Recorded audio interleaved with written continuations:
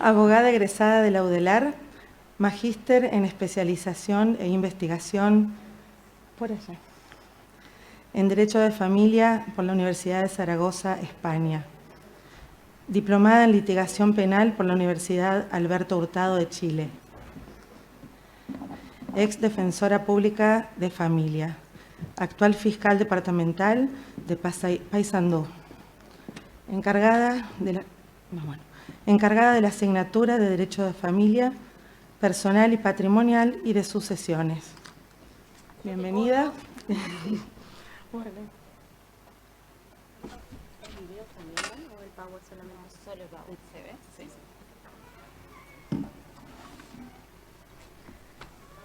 Bueno, ¿se escucha bien ahí? Sí. Este también, sí, porque la idea es desplazarme, pero no. El escenario me gusta, pero no tanto, entonces vamos a usarlo desde acá. Corro esto, ¿verdad? Sí. Bueno, antes que nada quería agradecerles a la organización de las jornadas, al Colegio de Abogados de la Ciudad de Concordia y bueno, a los demás miembros. Hoy también estaban desde el colegio no sé cómo le llaman ustedes, de la provincia específicamente, de Entre Ríos. Bueno, y a todos los que están en esta tarde escuchándonos después de la disertación de recién y las brillantes disertaciones que tuvimos hoy en la mañana. Espero no aburrirlos con un tema que parece romper un poco de lo que estamos hablando ahora, porque en realidad mi exposición estaba programada para la mañana del día de mañana, justamente, donde se van a hablar temas más relacionados al matrimonio y a los efectos del mismo, en el cual está un poco más ubicado la disolución del vínculo matrimonial en Uruguay. Lo vamos a insertar ahora, pero van a ver que igualmente todo tiene que ver con todo, ¿sí? Y mucho más en el derecho de familia. En nuestro país, y esto empieza un poco desde lo que decía Beatriz Ramos hoy, hay que ubicar o tenemos que localizar el tema de la disolución del vínculo matrimonial en relación a la familia y en relación al matrimonio. La familia, tal cual la conocíamos, o se conocía, podemos decir, hasta mitad del siglo XX, ha sufrido una gran transformación de la cual el matrimonio se ha visto desplazado del sitial de privilegio que ocupaba hasta, ya les digo, en gran medida hasta la mitad del siglo XX, podríamos decir. En ese caso, el matrimonio, y en Uruguay, desde 1885, se sancionó un sistema monista de matrimonio civil obligatorio, en el cual el único matrimonio válido en Uruguay, desde, ya les digo, 1885, es aquel que está celebrado conforme a las normas que primero contenía la ley 1791 y que luego fueron recogidas en el Código Civil. Ese matrimonio civil, si cumple con todas las disposiciones que el Código Civil establece, será válido, y la única forma de disolverse será a través de las vías que establece el 186 de nuestro Código Civil. El artículo establece dos únicas vías. Una es la muerte de uno de los cónyuges y la otra es el divorcio legalmente pronunciado. Con respecto a la muerte no le ha generado al legislador un gran interés, ¿sí? Ya saben que es un hecho de la naturaleza en la que en principio la voluntad de los cónyuges no tiene trascendencia, no debería tenerla, y por lo tanto lo que ha hecho el legislador ha sido regular más que nada los efectos provenientes de la disolución matrimonial a través de ese hecho. El divorcio es la herramienta jurídica con la que contamos en Uruguay para disolver, repito, el matrimonio civil obligatorio válido, el único válido en nuestro territorio. Y esa herramienta es la que en este ratito vamos a intentar desarrollar.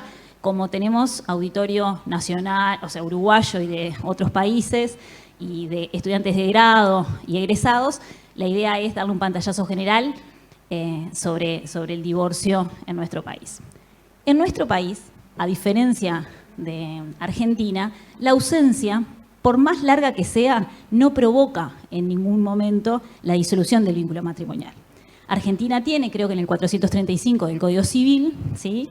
Dice, el matrimonio se disuelve, literal B, por la sentencia judicial de ausencia con presunción de fallecimiento. Eso en Uruguay no ocurre. El artículo 78 establece específicamente, como dice ahí el artículo, no se los voy a repetir, que por más larga que sea, no produce la disolución del vínculo matrimonial. ¿Qué va a ocurrir con el cónyuge que podemos llamar presente? En nuestro país hay un impedimento dirimente para celebración del matrimonio, que es una persona no puede contraer matrimonio, segundas nupcias, si no está disuelto el vínculo matrimonial anterior. La bigamia no está permitida, pero si la persona, el cónyuge presente, quiere contraer un nuevo matrimonio, esa nulidad, la nulidad de ese matrimonio, porque tiene un vínculo matrimonial anterior con el ausente, solo lo va a poder solicitar, dice el artículo 78, este cónyuge que está ausente. O sea que de alguna manera se limita también esa posibilidad. ¿Qué es el divorcio, entonces, en Uruguay? Y acá lo que hice fue tomar la definición que dio un profesor uruguayo, del cual casi todos estudiamos, que era Saúl Sestau, y la actualicé un poco a la normativa actual. Dice que es la disolución del vínculo matrimonial válido, y aquí me quedo en esto, válido, porque si el matrimonio es nulo, se adolece de una nulidad, el trámite no va a ser el divorcio. Hoy hablábamos con Beatriz, necesariamente va a tener que tramitarse un trámite judicial de nulidad que tiene unas consecuencias totalmente distintas para ese matrimonio. No va a disolver el matrimonio, sino que directamente va a extinguirlo y sus efectos pueden ser, más que nada desde el punto de vista patrimonial y desde el régimen legal de bienes, muy importante. Entonces, el divorcio es la disolución del vínculo matrimonial válido pronunciada por los magistrados en vida de los cónyuges a solicitud de uno o de ambos, en virtud de las causales admitidas por la ley, del pedido de ambos cónyuges o de cualquiera de ellos, o por la conversión de la sentencia de separación de cuerpos. Esta definición la vamos a tratar de desmenuzar ahora. Decía, bueno, estamos hablando de que es la única herramienta jurídica que tenemos para disolver un vínculo matrimonial válido. Debe ser pronunciado por los magistrados. Únicamente en Uruguay el divorcio debe constar en una sentencia judicial y la misma debe quedar ejecutoriada. Si nosotros no tenemos una sentencia dictada por un juez competente además, y no queda ejecutoriada, o sea, ya se ha vencido el plazo para interponer los recursos necesarios para impugnarla, o se han tramitado ante los tribunales los recursos, ese divorcio no está aún vigente. Debe dictarse además en un proceso. Vamos a ver a continuación, hay 4 vías en Uruguay para tramitar el divorcio y esos procesos deben cumplirse según lo establecido por la norma procesal en cada uno de ellos. O sea, debe seguirse, si es el proceso monitorio, deberá cumplirse con las reglas del proceso monitorio, si es un proceso ordinario, las normas del proceso ordinario, si es un proceso voluntario, las normas de esa estructura procesal. Debe estar dictado en vida de los cónyuges. Si aún estamos tramitando, hicimos la solicitud de divorcio y uno de los cónyuges fallece, ese trámite carece de objeto, porque no podemos disolver por esa sentencia un vínculo que ya se disolvió previamente por muerte de uno de los cónyuges. Va a ser a solicitud de uno o de ambos. Y esa es una de las características esenciales de nuestro divorcio. Es un divorcio personalísimo. Solo los cónyuges son aquellos que están habilitados o tienen la legitimación activa para interponer la pretensión de divorcio. Y esto tiene que ver, y acá se plantea un tema que es para mí interesante, que tiene que ver con la legitimación. Y es, ¿qué ocurre? Porque hasta acá todos podemos leer el 149 del Código Civil que nos dice, bueno, el divorcio solo se puede solicitar por uno o ambos cónyuges. El tema es, si durante la vigencia del vínculo matrimonial alguno de los cónyuges se incapacita, ¿sí? Por cualquier razón, el cónyuge incapaz puede por sí mismo pedir el divorcio, parece que no, ¿verdad? Su curador podría venir en su nombre y solicitar el divorcio. En Uruguay este aspecto fue analizado por Walter Howard, que es uno de los autores contemporáneos, de los profesores de nuestro instituto, que ha estudiado y analizado más que nada lo que tiene que ver con la incapacidad y la inhabilitación. Y él entiende que el 149 es claro, la acción es personalísima y únicamente en Uruguay pueden los cónyuges en forma individual o conjunta pedir el divorcio. O sea que el curador no tendría la legitimación activa para interponer la acción de divorcio. Y dice más, dice Howard, si la interpusiera, un juez debería rechazar esa demanda in limine, ¿sí? Directamente desde el momento de la presentación. Dice además Howard, además puede ocurrir que durante la vigencia del matrimonio uno de los cónyuges adolezca de alguna cuestión, algún padecimiento o alteración mental que claramente no le esté dejando tener su capacidad a pleno y pueda visualizar concretamente el acto, y asimismo interponer la acción de divorcio. Dice Howard, bueno, incluso esa demanda de divorcio o incluso ese juicio puede solicitarse su nulidad porque el 35.1 del Código General del Proceso en Uruguay dice que los actos realizados con posterioridad a la declaración de incapacidad son nulos. Y los actos anteriores a la declaración de incapacidad son anulables si esa incapacidad era manifiesta al momento de la celebración del acto. O sea, si este cónyuge padece alguna alteración, no ha sido declarado incapaz, pero durante el momento en que esa alteración es notoria, ¿sí? O todo el mundo la está viendo o la pueden percibir, pide el divorcio, ese divorcio podría anularse. Howard también señala la disonancia, lo extraño que puede resonar esta solución en la legislación uruguaya, cuando, vamos a ver, una de las causales del divorcio por causal sí le permite al otro cónyuge, al que podríamos llamar sano, ¿sí? El cónyuge sano, cuando uno de los cónyuges es declarado incapaz por alguna alteración mental, el cónyuge sano sí puede pedir el divorcio. Entonces dice Howard, bueno, aquí claramente nuestra legislación no tuvo en cuenta ese aspecto. Pero sigue manteniendo este autor que el divorcio no puede ser solicitado por el curador. La profesora Ramos y la doctora Rivero han escrito en su manual específicamente que ellas entienden que el no permitirle al cónyuge incapaz solicitar el divorcio a través de su curador es tratarlo como una cosa, como un objeto, lo cual vulnera claramente su derecho a la dignidad. Hay una sentencia del 2010, que es como la única, es como un tesorito, como una pieza, un diamante que uno encuentra en la jurisprudencia nacional, que es del Tribunal de Apelaciones de Familia de segundo turno. La ministra en ese momento era la doctora Cantero, quien redacta la sentencia y analiza una cuestión, un caso práctico, que miren incluso hasta cómo parece que rompe los ojos el caso en cuestión. Era una señora, la cónyuge, un matrimonio heterosexual. La cónyuge intenta matar a su cónyuge, al marido, ¿sí? No lo logra, pero lo deja incapacitado, ¿sí? Lo deja con secuelas mentales importantes y se lo declara incapaz al cónyuge y designan a su hija como la curadora. La hija, como curadora, se presenta ante el juzgado y pide el divorcio. Entonces, en primera instancia, no recuerdo, creo que no se había hecho lugar, se recurre y en segunda instancia el Tribunal de Apelaciones, justo la ministra Cantera analiza la situación y dice, bueno, claramente si nosotros hacemos una interpretación del derecho basado en los derechos humanos, el negarle la posibilidad a esta persona, a este cónyuge incapaz de poder salir de ese vínculo matrimonial con una persona que ni más ni menos intentó matarlo, estaríamos violando, dice la ministra, todos los derechos, pero ya sin entrar incluso a las normas de Corte Internacional, viola directamente el artículo 8 de nuestra Constitución y el principio de igualdad. ¿Y por qué dice el principio de igualdad? Por esto que yo les contaba del divorcio que se le permite al otro cónyuge. Dice, bueno, desde el año 78 en Uruguay se incorporó esta causal, que es la número 10, la vamos a ver del 148, que le permite al cónyuge sano, ¿sí? Eso lo digo, el sano se lo pongo yo, por eso entre comillas, al cónyuge sano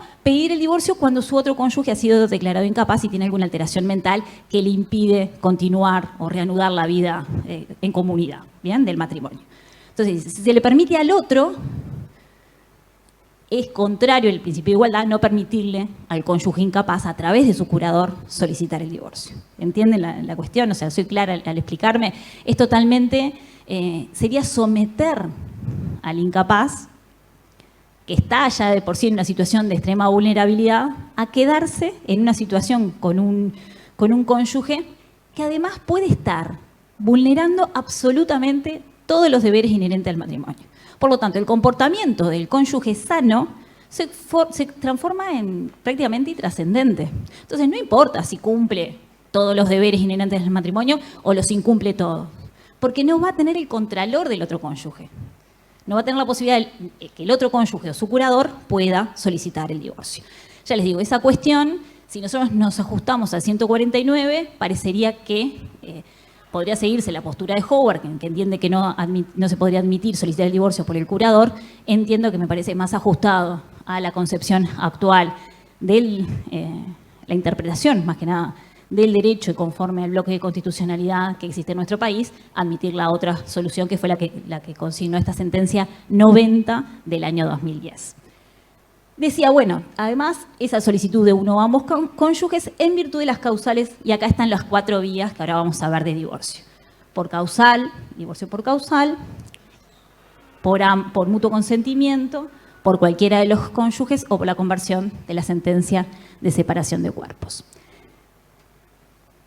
Antes de esto, y quizás esto sirve un poco para ubicarnos en lo que tiene que ver con la historia, yo les decía, bueno, Uruguay desde el 1885 consagraba el sistema monista.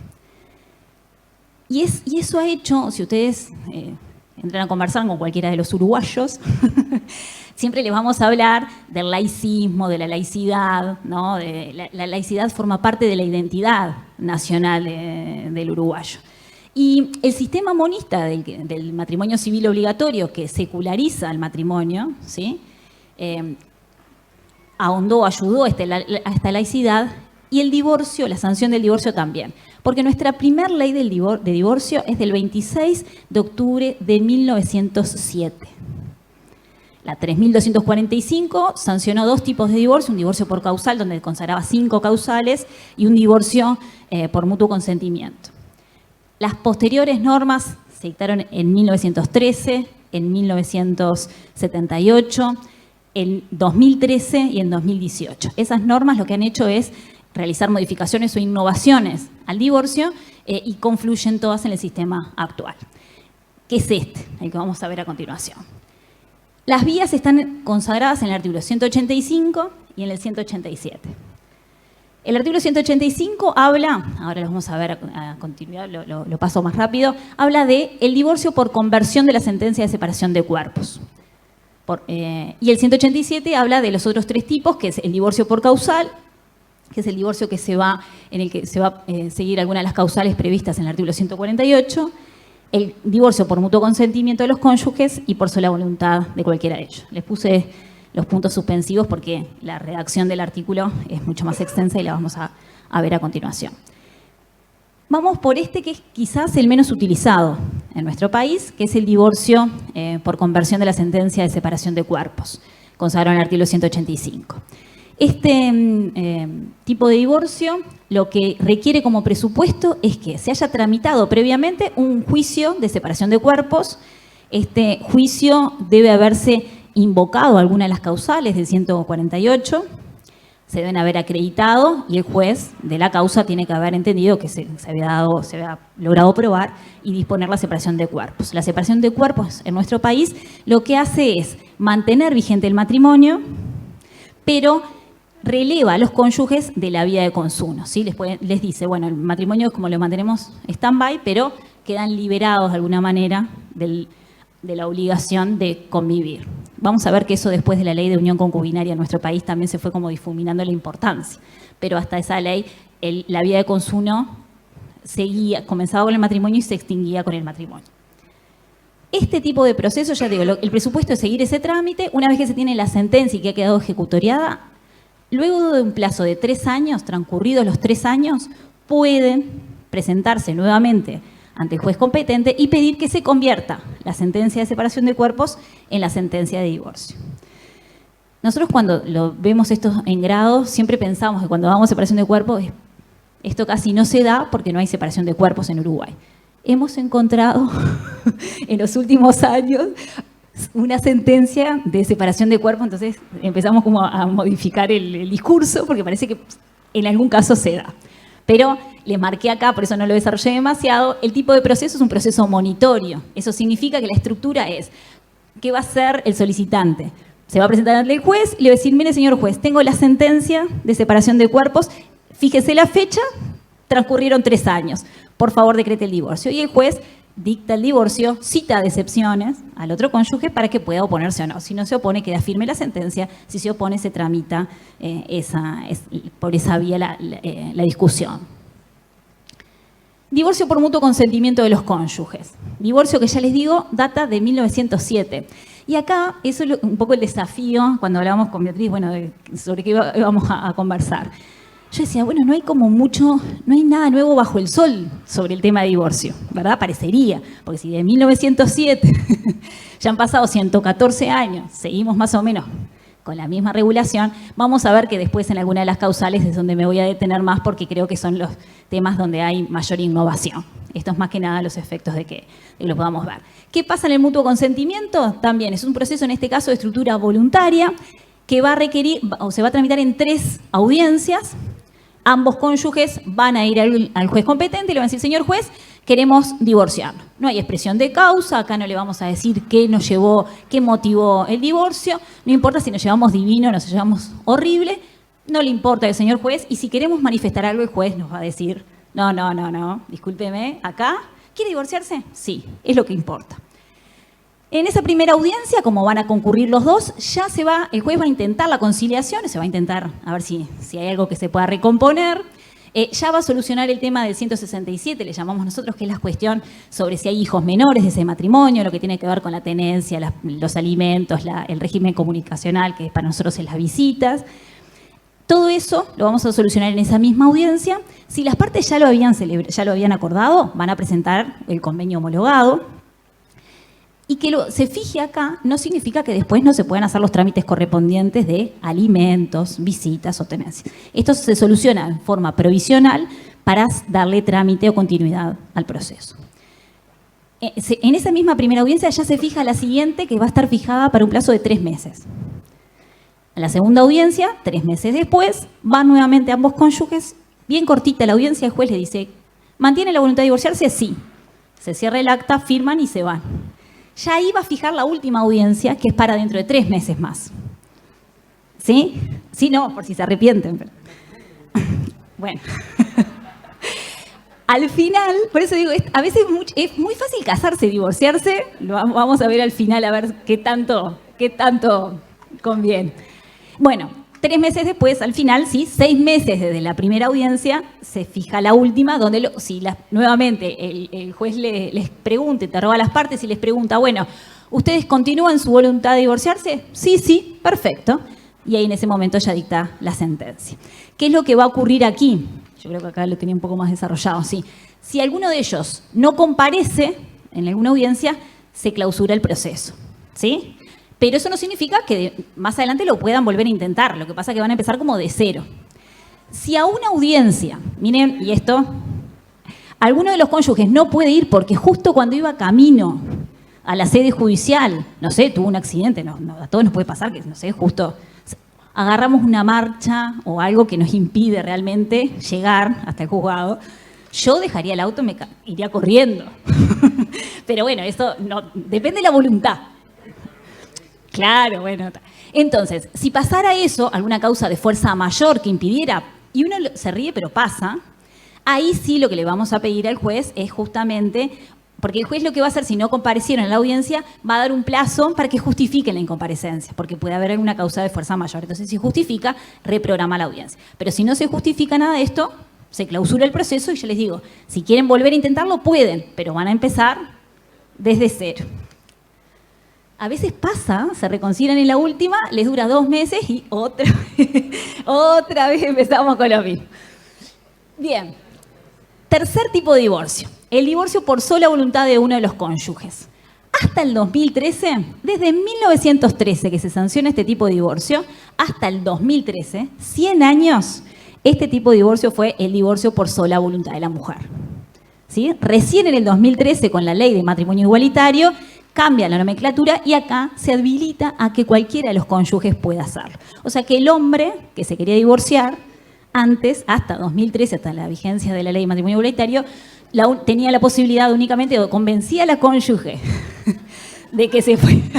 O sea, que eso es lo que pasaba. Ella sí, vamos a la primera audiencia, vamos a la segunda audiencia, y en la tercera se retractaba. O iba por el divorcio por causal, ¿bien? Pero digo, si no sucedía esto, el único de los cónyuges que tenía habilitado una vía directa al divorcio era la mujer. Desde, repito, 2013, 100 años después de la sanción de este primer tipo de divorcio, pasa a ser, o se habilita que cualquiera de ellos pueda solicitarlo. ¿Cuál es el requisito de admisibilidad o de procedibilidad en este requisito? Es que el matrimonio haya tenido una duración mínima de 2 años, ¿sí? O sea, el divorcio por sola voluntad no se puede pedir hasta después de 2 años de transcurrido de la fecha de celebración del matrimonio.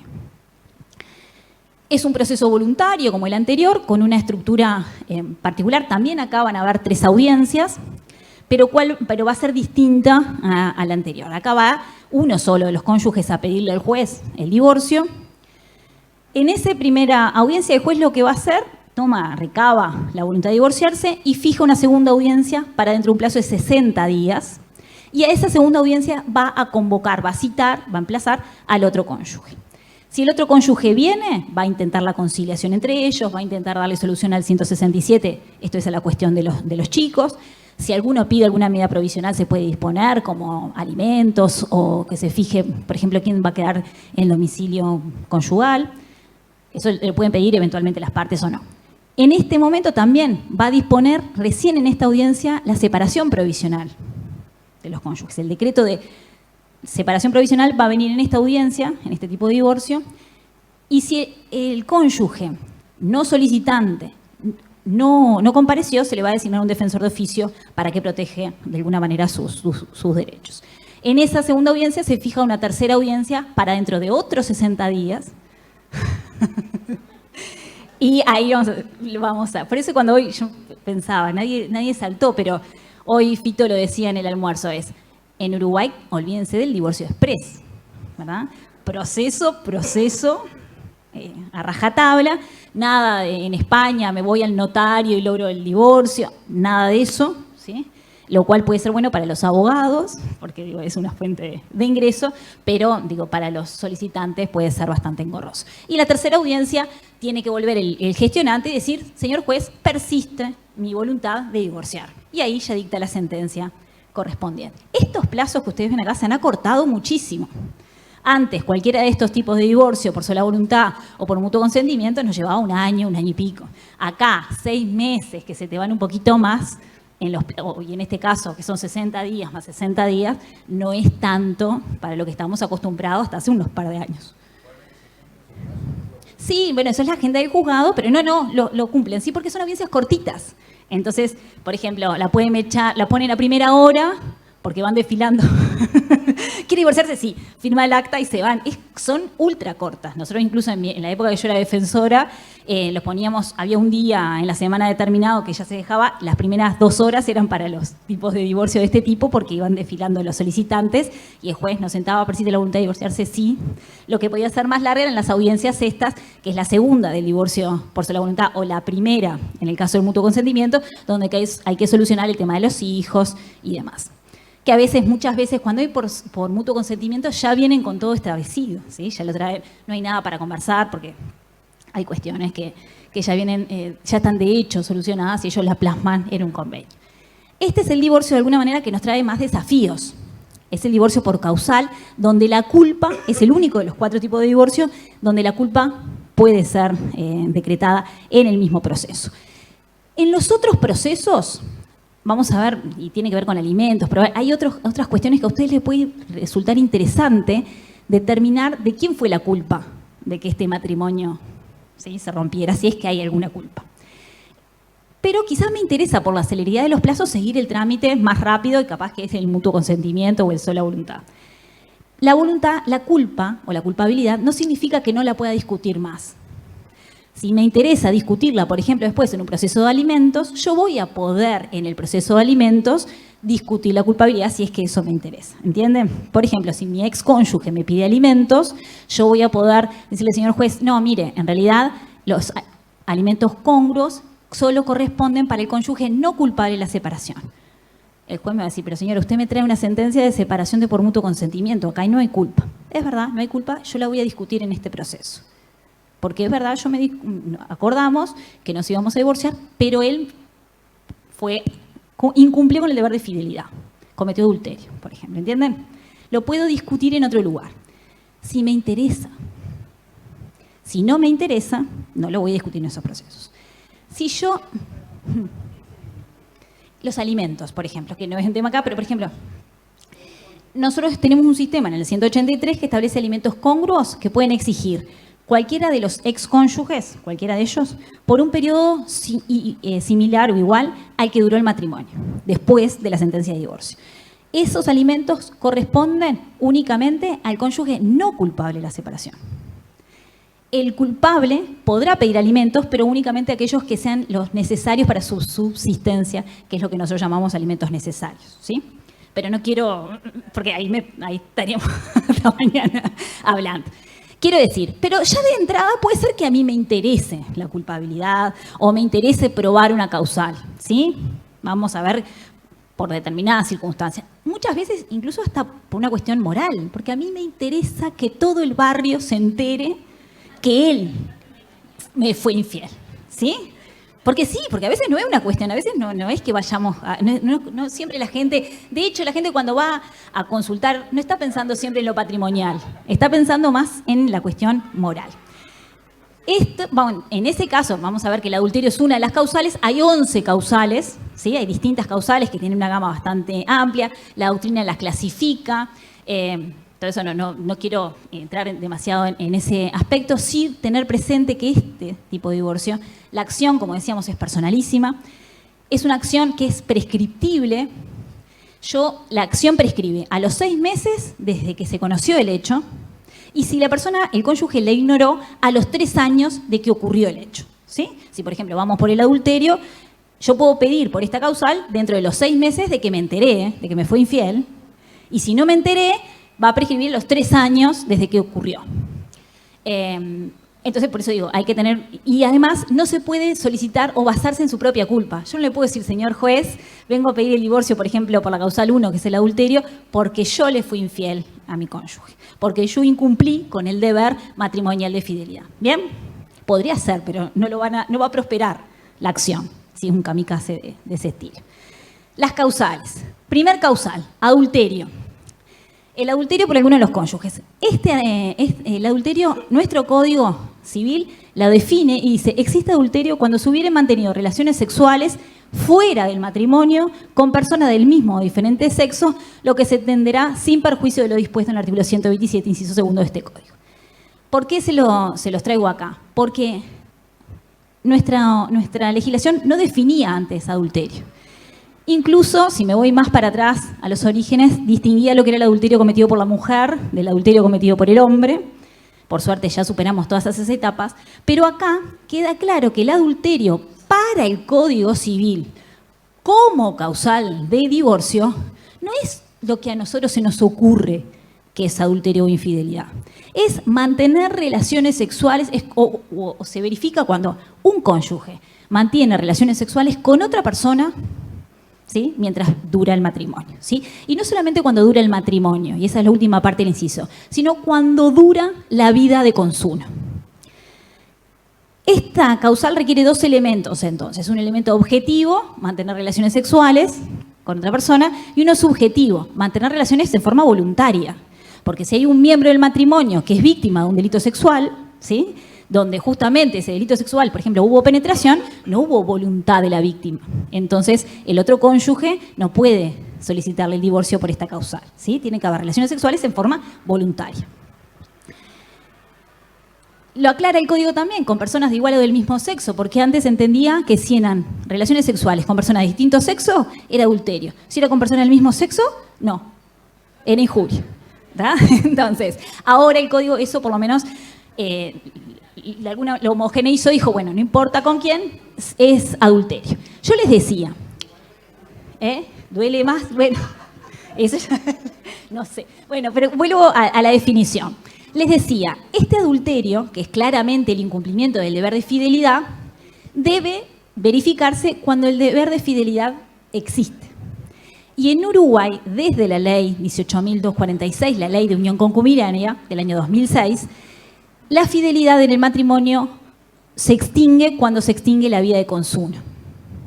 O sea, cuando los cónyuges dejan de convivir con las características de la vida de consuno, que ahora les voy a explicar, cesa el deber de fidelidad. O sea que el deber de fidelidad no coincide cronológicamente o no necesariamente coincide cronológicamente con la existencia del matrimonio. ¿Entienden? Nace con el matrimonio, pero se extingue cuando se extingue la vida de consuno. Si la vida de consuno se extingue con el divorcio, va a durar hasta allí. Si se extinguió antes, porque dejaron de vivir en comunidad, es hasta el momento de la vida de consuno. ¿Y por qué les hago esta distinción? La vida de consuno en nuestro país, ya desde, como estos temas son, por eso digo, todos de principios del siglo XX, Domingo Arena daba una definición de vida de consumo. Los uruguayos que están acá me van a decir, si a cualquiera le pregunto vida de consumo, me van a decir comunidad de mesa, lecho y techo. ¿Sí? Era como la definición, era la vida regular de los cónyuges que cohabitaban en una misma casa, que se presentaban en comunidad como cónyuges, que eso hacía inferir que mantenían relaciones sexuales entre ellos y que contribuían en la medida de sus posibilidades a las cargas familiares. Eso era la vida de consumo, eso es la vida de consumo para nosotros. Esa vida de consumo, vuelvo a decir, puede cesar mucho antes del divorcio. Y es lo que recogió la ley de unión concubinaria, porque en nuestro país puede haber una persona que está ligada en matrimonio con una persona con la que ya no vive en consumo, pero está viviendo en una pareja convivencial, una pareja de hecho, una unión concubinaria, como la llamamos nosotros. Entonces, distinguir que el adulterio solo se comete si la vida de consumo está presente entre los cónyuges, ¿sí? Y la vida de consumo tampoco coincide necesariamente con el concepto de convivencia. Hoy, que está el tema este de la comunidad de techo o de hogar, un matrimonio ya puede haber cesado su vida de consumo y cohabitar bajo la misma casa, porque no tienen recursos económicos para poder irse a alquilar o a vivir a otro lugar, ¿verdad? Entonces, ahí hay convivencia, pero no vida de consumo. Por eso, ojo, cuidado, no confundan vida de consumo con convivencia, porque no es así. Y muchas veces, hoy que uno trabaja en el exterior o que puede ir a hacer o estudiar, es una maestría, un doctorado a otro lugar, capaz que tengo vida de consumo con mi cónyuge, aunque viva a 8.900 kilómetros, circunstancialmente por una cuestión laboral o de estudio, ¿sí? Entonces, vuelvo a decir, acá está ligado a la vida de consumo, el adulterio. Solo se va a entender que la infidelidad se comete cuando la vida de consumo existe. Otra cosa, si ustedes ven, hay muchas situaciones. Yo empiezo ahora y les pregunto, bueno, a ver, ¿qué es infidelidad para ti? ¿Qué es para ti? Todos me van a dar un concepto de infidelidad que quizás no tiene relación con mantener relaciones sexuales con otros. Yo, si a mi cónyuge le agarro el celular y empiezo a ver los mensajes como los de Alberto, ¿no? Y como que para mí puede ser infidelidad, ¿entienden? Pero si yo voy a mi abogado y le digo, mire, yo me quiero divorciar por la causa de adulterio porque le encontré chat de alto contenido erótico a mi cónyuge con otra persona, ¿qué me va a decir mi abogado? No podemos ir por adulterio, porque eso para usted es adulterio, pero para el Código Civil no. ¿Sí? Porque usted no tiene la prueba, por lo menos, de que hay relaciones sexuales con otra persona. Claramente es una de las causales donde es de mayor difícil la prueba, ¿sí? Y se ha admitido un conjunto de indicios, obviamente. Yo siempre me acuerdo de un caso en Uruguay donde la señora, no doy ideas, pero le regala al cónyuge un celular, un smart, no watch, y tenía el celular todo un dispositivo, no sé, era como medio de espía, y ella pudo probar que el señor iba a un hotel de alta rotatividad con una chica, ¿sí? No siempre es así, pero hay gente muy creativa. La creatividad, en lugar de la legislación, la tendríamos que aplicar a esas cosas, ¿viste? Bueno, sigo, perdón. Es para mover la tarde, porque si no se me duermen y no. Bien. Segunda causal. Segunda causal, la tentativa de... en la anterior es una de las causales estrellas donde la culpabilidad se solicita, ¿sí? Porque claramente hay si voy a hacer el divorcio por causal por adulterio y me voy a exponer ¿sí? De esa manera ante el juez y los testigos y todo el mundo va a ir a contar la infidelidad, voy a pedirle al juez como una pretensión, ¿sí? Aparte de la que decrete el divorcio, que declare culpable a ese cónyuge. Y pasa, que se vayan a como... no sé, ¿sí? No, pero hay sentencias, sí. Cada vez, incluso al haber los magistrados haber flexibilizado un poco lo que tiene que ver la prueba, al admitir un poco más la prueba indiciaria, porque la prueba directa es muy difícil, ¿sí? Eso ha permitido que estos tipos de divorcio se puedan tramitar. Segunda causal, la tentativa de uno de los cónyuges, contra la vida contra la vida del otro, pronunciada en sentencia judicial, ¿sí? Requerimos la condena por la tentativa de homicidio. Obviamente que es el homicidio tentado, porque si hubiera consumado, el otro ya falleció, el divorcio ya se extinguió. Acá no habla del grado de participación en el delito, ¿sí? No habla de que sea, y ahí me sale como la fiscalía de adentro, no importa si fue autor, coautor, cómplice. Requiere sí, además que el delito sea a título de dolo, tampoco lo dice acá, ¿sí? Pero claramente, si yo voy conduciendo mi automóvil por alguna situación, tengo un accidente, fallece mi cónyuge, ahí se extinguió. Pero si de alguna manera no fallece, queda lastimado, no va a poder pedir el divorcio por esta situación, ¿sí? Porque en realidad no es que yo abrí la puerta y lo empujé, no. Bien. Tercero, sevicias, y acá es como la otra causal donde hay más novedades. Sevicias o injurias graves del uno respecto al otro.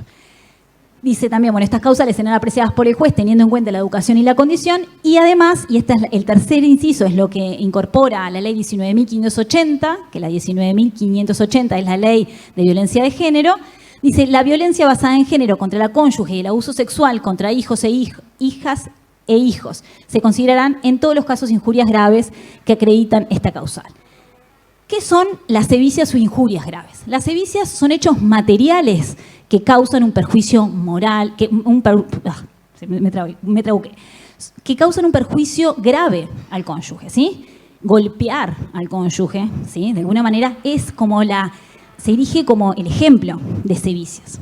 Las injurias, en cambio, es un concepto mucho más amplio, que implica actos, omisiones, palabras que le causan al otro también, al otro cónyuge, un perjuicio, ¿sí? Quizás no tanto físico, quizás no violentó su integridad física, sino quizás su integridad emocional, ¿sí? O su integridad o su dignidad. Entonces, de alguna manera, a través de esos dos conceptos, ingresaban. Por eso Mabel Rivero siempre hablaba de que las causales eran taxativas, pero esta causal justo era como una puerta que abría a muchas situaciones. Entonces, lo que hacía era, entraba en muchas situaciones como esto, le encuentro en el celular los mensajes comprometedores, no irá por adulterio, pero para mí es una injuria, para mí es un perjuicio moral muy grave que mi cónyuge se esté escribiendo, mandándose mensajes de contenido erótico con otra persona, ¿entiendes? Entonces entraría por acá. ¿Qué es lo innovador? El segundo numeral, inciso, lo que dice, bueno, justamente, el juez tiene que apreciar la educación y la condición del cónyuge, porque quizás para mí algo es muy agraviante que en otro contexto no. ¿Sí? Quizás a mí, que mi marido me diga gorda, me afecta o no me afecta, ¿entienden? Porque todos los días me dice gorda para acá, gorda para allá, y es algo normal. Quizás en otro contexto, otro cónyuge le dice a la esposa gorda y es súper, o no sé cómo decirte, como súper agraviante, ¿entienden? Por eso el contexto, la educación, es muy importante que el juez pueda valorarlo. El tercer inciso es lo que me importa. La violencia basada en género contra el cónyuge y el abuso contra hijos o hijos se considerarán en todos los casos injurias y se acreditan esta causal. Les acabo de decir que injurias es un concepto amplio, pero tiene que ver con causar un perjuicio más que nada moral, ¿verdad? Si yo leo violencia basada en género, más que en la violencia moral, estoy pensando en la violencia física, ¿verdad? La ley 19.580 en el artículo 4 da el concepto de violencia, es un concepto bien amplio, habla de todo acto, hechos que de alguna manera están basados en el género y que a la mujer víctima, y que esta violencia se produce por una asimetría claramente de poder. El artículo 6 hace una lista de todos los tipos de violencia que considera, y entre ellas hay violencia física y hay otra violencia que no es física, que es patrimonial, que es psicológica, que es sexual, ¿sí? un abanico bastante grande que si les interesa, ya digo, es el artículo 6. Por lo tanto, acá cuando dice injurias, se ha planteado la doctrina de decir, bueno, pero si me dice injurias, la injuria es como un concepto más que nada de agravio moral. ¿Qué significa? ¿Que solo la violencia basada en género contra la cónyuge, solo aquella que es la violencia psicológica, la violencia patrimonial, me habilita por esta causal y la otra no? ¿Entienden? Ahí coincido con Olga Talac, que es una compañera nuestra del instituto que ha analizado esta cuestión, que dice que este término de injurias, el legislador fue una omisión involuntaria. De hecho, el legislador lo hemos visto en las últimas leyes que habla de injurias. Ellos, cuando hablan de difamación e injurias, sevicias e injurias, les parece que es el mismo concepto. No, a veces no siempre se distingue que difamación es una cosa, que injuria es otra, que sevicia es una cosa, que injuria es otra, ¿sí? Entonces, entendemos que el legislador acá fue una omisión involuntaria, no quiso restringir esta causal únicamente a la violencia basada en género, únicamente la moral y no el resto, sino que en realidad comprende todas. ¿Por qué es importante que haya incorporado esto, este inciso? Porque habilita a que se apliquen dos normas muy importantes de la Ley de Violencia de Género, que es el artículo 3, principalmente que habla de interpretación e integración en el inciso 1, el inciso 2, perdón, y el artículo 46. El artículo 3 de la Ley de Género habla de la interpretación e integración y dice que siempre en caso de duda la interpretación tiene que ser pro mujer, ¿sí? Tiene que ser favor mujer, y en el caso del divorcio puede ser muy importante en cuanto a la prueba. Y el 46, que habla de la valoración de la prueba, dice que hay que tener en cuenta que estas situaciones se dan generalmente en la intimidad del hogar. Por lo tanto, es muy difícil a veces hacerse de la prueba directa. Entonces habilita de alguna manera o les marca o les da un marco a los jueces para que puedan, a través de esta incorporación, aplicar la ley de género también relacionada al divorcio, ¿sí? Voy rápido, ya estoy terminando. Bueno, la 4 es la propuesta de cualquiera de los cónyuges en prostituir al otro.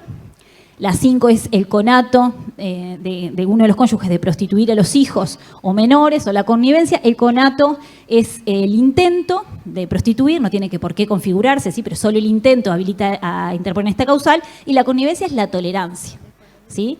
Si hay alguien, el otro cónyuge u otro, o un tercero, quiere prostituir a uno de mis hijos y yo lo tolero, mi cónyuge puede pedirme el divorcio, decir, ¿sí? No estás cumpliendo con tus deberes inherentes a la patria potestad, no estás protegiendo a tus hijos como corresponde, no me interesa seguir manteniendo un vínculo matrimonial contigo, puedo solicitar el divorcio por esta causal.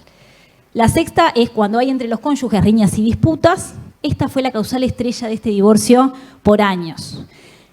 Solo acreditando que hay riñas y disputas con mi cónyuge que hacen insoportable la vida en común.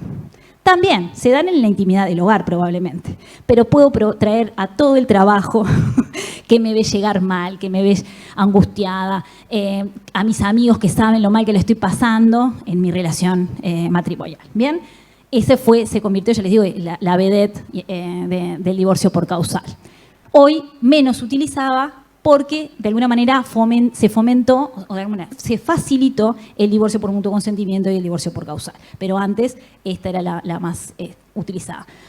Otra es la condena de uno de los cónyuges a pena de penitenciaría por cualquier delito, siempre que tenga una pena de penitenciaría mayor a 10 años.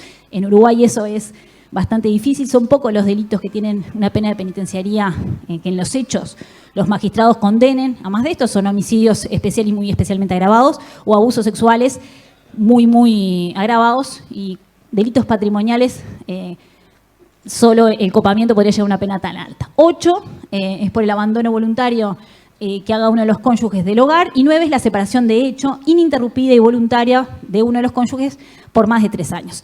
La distinción entre estas dos causales, que parecería ser igual, uno de los cónyuges se va, ¿sí? O se separan, es que en la primera claramente hay una culpa, uno se va prácticamente sin expresar nada, sin decir nada, mientras que en el 9 la separación se genera un poco de mutuo acuerdo, ¿sí? Si bien fácticamente podríamos visualizar el mismo hecho, en uno puede haber culpabilidad, en el otro no. 10, bueno, acá quedó mal. Acá este 10º era el de la incapacidad, cuando uno de los cónyuges es declarado incapaz porque justamente tiene una enfermedad mental permanente e irreversible, dice el código, siempre que además se establezca que no puede mantener la vida, no puede retomar la vida de comunidad del matrimonio con normalidad, al otro cónyuge se le permite pedir el divorcio. Acá tiene que haber 2 juicios y 2 peritajes. El juicio de incapacidad y el peritaje médico donde dice que esa persona es incapaz, ¿sí? Teniendo en cuenta hoy todo lo que hablamos con la Convención de Discapacidad, lo que tiene que ver con los grados de inhabilitación, ¿sí? Pero tiene que estar declarado incapaz y una pericia que dice que es incapaz. Y en el juicio de divorcio también, un peritaje médico donde va a decir que esa persona, esa enfermedad es permanente e irreversible, que no va a poder retomar con normalidad la vida matrimonial y el dictamen del juez que acoge esta declaración, ¿sí? Y esta también es de las últimas innovaciones, la 11, que es por el cambio de identidad de género cuando ésta se produzca con posterioridad a la unión matrimonial, ¿sí? Aun cuando este cambio se retrotrajera la situación a la identidad anterior.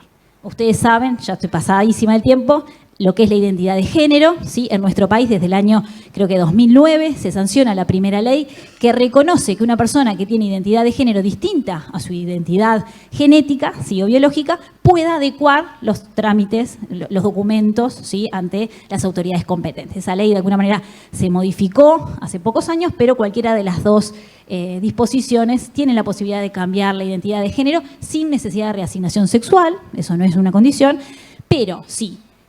Durante la vigencia del matrimonio, uno de los cónyuges cambia su identidad, aún volviendo a la anterior, por eso lo aclara el artículo, el otro cónyuge puede pedir esta causal. Señalo acá, hago así todo el tiempo, a Beatriz, porque ellos entienden que en realidad estas de las causales que serían hasta innecesarias, porque exponen, entiendo yo, si no te interpreté mal, Beatriz, exponen al cónyuge que cambió la identidad de género a tener que hablar de esta cuestión en el juzgado. Hoy, teniendo las herramientas de la sola voluntad, del mutuo consentimiento, parecería que esta causal poco tendría de vida o de desarrollo en la práctica. Está, por eso se las traje. Bueno, el procedimiento, los jueces competentes, eso ya no tiene mucho sentido. Los efectos que produce con respecto a los hijos, con respecto a los bienes, y termino porque ya sé que estoy súper pasada. Gracias.